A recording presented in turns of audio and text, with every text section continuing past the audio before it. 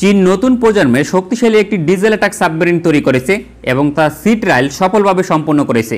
এখন কথা হচ্ছে চীন নতুন সাবমেরিন তৈরি করতেছে, তো এখানে বাংলাদেশ নৌবাহিনী কিভাবে লাভবান হতে পারে বা বাংলাদেশ এখানে কিভাবে বেনিফিটেড হতে পারে এ বিষয়ে নিয়ে মূলত বিস্তারিত আলোচনা করব। আশা করি পুরো ভিডিওতে আমাদের সঙ্গে থাকবেন।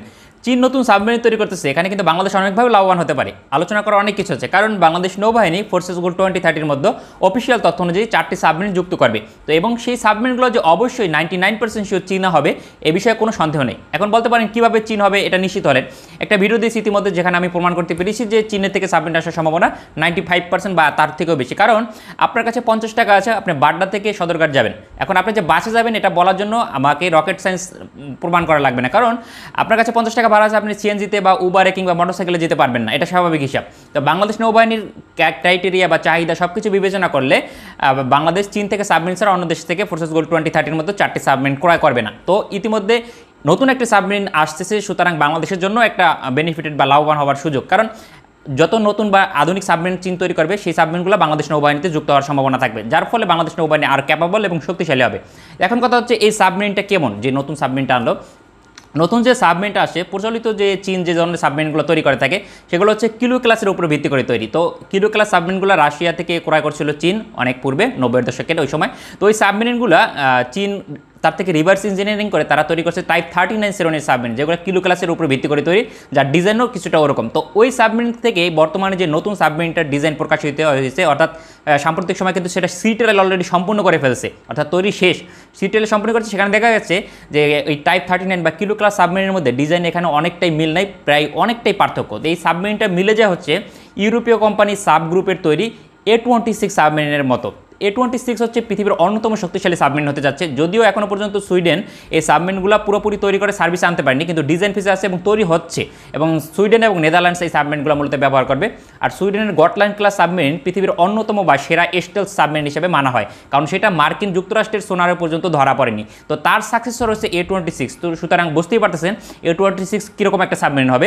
বিতর্কিতভাবে যদি চিন্তা করেন তাহলে পৃথিবীর সেরা ডিজেল অ্যাটাক সাবমেরিনও বলতে পারেন, তবে আমার মতে সেরা 3-এর মধ্যে একটা থাকবে। তো তার ডিজাইনের সাথে কীভাবে চীন এই সাবমেরিন মিলিয়ে এলো বা এরকম সাবমেরিন তৈরি করলো, এখানে চীন হয়তো হ্যাকিং করে ওখানে ডিজাইন নিতে পারে, অথবা টাকা খাইয়ে গোয়েন্দা নজরদারির মাধ্যমে ওখান থেকে ডিজাইন চুরি করে আনতে পারে, এরকম কিছু একটা হতে পারে। তারপরে চীন এই সাবমেরিনগুলো মূলত তৈরি করছে। তো সাবমেরিনের যে মূল ফিচারগুলো সেখানে থাকবে স্টেলথ টেকনোলজি, যেখানে আরও আধুনিক হবে, কারণ ডিজাইন হলো একটা সমরাস্ত্রের প্রধান মূল ভিত্তি থাকে। তো এখানে সাবমেরিনের ডিজাইন আধুনিক হচ্ছে, সুতরাং সাবমেরিনটা আরও স্টেলথ হবে।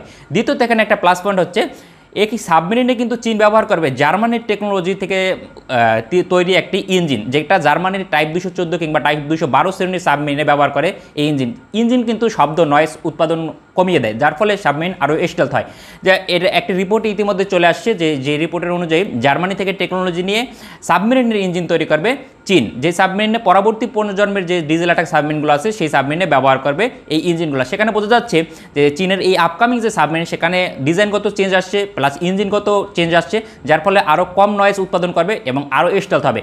প্লাস চীনের সাবমেরিনের যে দুর্বলতা ছিল এই দিকগুলোই কিন্তু মূলত, কারণ ওরা এর সাবমেরিনগুলো স্টেলথি কম ছিল এবং ডিজাইনগত দুর্বলতা ছিল, তো এই দিকগুলো কিন্তু ওভারকাম করে গেছে।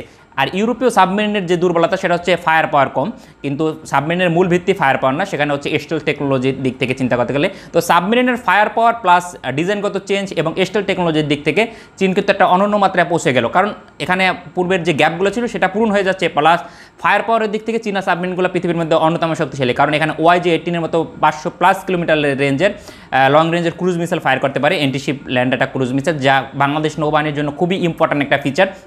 কারণ পুরো মিয়ানমার নৌবাহিনীকে কভার করতে হলে কিংবা ভারতের পুরো যে কোনো বন্দরে আঘাত করতে হলে আমাদের কিন্তু এই ধরনের লং রেঞ্জের ক্রুজ মিসাইলগুলো অবশ্যই দরকার হবে, কারণ ভারত মহাসাগর দিয়ে ঘুরে আমরা মুম্বাই বন্দর পর্যন্ত হামলা করতে পারবো। তো এই ফিচারগুলো বাংলাদেশের জন্য অবশ্যই অনেক গুরুত্বপূর্ণ হবে।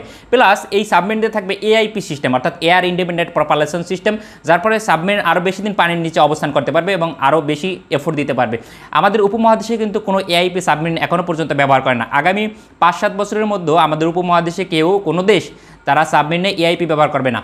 সুতরাং বোঝা যাচ্ছে বাংলাদেশ এআইপি সাবমেরিন যদি ক্রয় করে, এই সাবমেরিনটি ক্রয় করার সম্ভাবনা সবচেয়ে বেশি থাকবে। যদি ক্রয় করে তাহলে একটা বিগ মাইল ফলক হবে বাংলাদেশ নৌবাহিনীর জন্য, যা ভারত থেকে আমাদের সাবমেরিনগুলোকে টেকনোলজিগত দিক থেকে অনেকটা এগিয়ে রাখবে। কারণ ভারতের বর্তমানে যে স্করপিন ক্লাস সাবমেরিন রয়েছে সেখানে থাকবে না এআইপি প্লাস, সেটার থেকে এই সাবমেরিনটা অনেকটা বেটার এবং আধুনিক হওয়ার সম্ভাবনা বেশি। প্লাস এখানে থাকতেছে আরও আধুনিক মিসাইল এবং আধুনিক টেকনোলজি। সুতরাং এখানে বলা যাচ্ছে বাংলাদেশ নৌবাহিনী একটা ভালো ফিচার সমৃদ্ধ একটা সাবমেরিন পেতে যাচ্ছে হয়তো সম্ভবত। কারণ 2024 সালের মধ্যে সাবমেরিন বা 25 সালের মধ্যে বাংলাদেশ নৌবাহিনী সাবমেরিন অর্ডার করবে এবং 2026 থেকে 27 সালের মধ্যে বাংলাদেশ নৌবাহিনী সাবমেরিন পাওয়া শুরু করবে এবং 2029 সালের মধ্যে 4টি সাবমেরিন বাংলাদেশ নৌবাহিনীতে যুক্ত হবে এবং আরও 2টা সাবমেরিন আমাদের অলরেডি রয়েছে।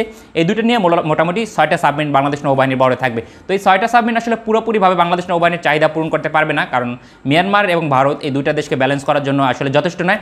এর সঙ্গে যদি আরও 2টা এক্সট্রা সাবমেরিন যুক্ত করা হতো, কারণ আমাদের যে মিং ক্লাস 2টা সাবমেরিন রয়েছে, যে মিং 35 সেরেনের সাবমেরিন 2টা 2030 সালের পরে বা 32 সালের মধ্যে অবশ্যই বাধ্যতামূলকভাবে অবসরে পাঠাতে হবে। তো বাধ্যতামূলক অবসরে পাঠাতে হলে ওই সাবমেরিনের রিপ্লেসমেন্ট হিসেবে আরও 2টা ইউরোপীয় সাবমেরিন আমি চাচ্ছিলাম, কারণ ইউরোপের টেকনোলজির সাবমেরিনগুলো বেশি আধুনিক বা অ্যাডভান্স হয়ে থাকে। কারণ একটা সোর্স থেকে পুরোপুরি নির্ভর করা উচিত না, কারণ সাবমেরিন ফ্লিটটা যদি আমি পুরোপুরি চীনের উপরে নির্ভর করি এটা মোটেও ঠিক হবে না বা উচিত হবে না। কারণ একটা সাবমেরিনের নয়েজ সম্পর্কে যদি প্রতিপক্ষ টের পেয়ে যায় তাহলে কিন্তু পরবর্তী যে সাবমেরিনগুলো রয়েছে সেই সাবমেরিনগুলো প্রতিপক্ষের জন্য গেম চেঞ্জার বা অ্যাডভান্টেজ পেতে পারে না। তো এই দিকগুলো বিবেচনা করে ভ্যারিয়েশন রাখার দরকার সমরাস্ত্রের ক্ষেত্রে অনেক ক্ষেত্রে। তবে সব কিছুতেই ভ্যারিয়েশন প্রয়োজন এরকম না, যেমন যুদ্ধ বিমান খালি শুধুমাত্র ভ্যারিয়েশন বাড়ালে হয় না, তাহলে মেইনটেন্যান্স কস্ট অনেক ধরনের সমস্যা হয়।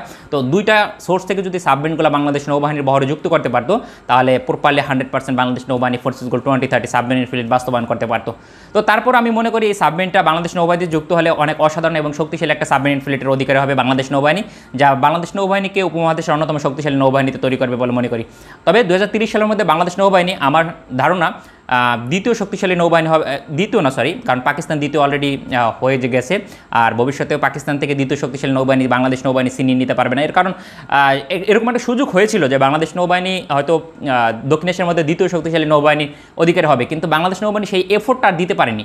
তো পাকিস্তান সেই এফোর্টটা দিয়ে ফেলছে, সুতরাং তাদেরকে আর ধরা সম্ভব না আগামী অন্তত 10-15 বছরের মধ্যে, কারণ যে ডেলাই করতেছে নৌবাহিনী, তো এই ক্ষেত্রে সম্ভব না। কিন্তু তৃতীয় অবস্থানে বাংলাদেশ নৌবাহিনী ফোর্সেস গোল 2030 বাস্তবায়ন করতে পারলে অবশ্যই দক্ষিণ এবং এই দক্ষিণ পূর্ব এশিয়ার মধ্যে অন্যতম শক্তিশালী নৌবাহিনীর অধিকারী হবে।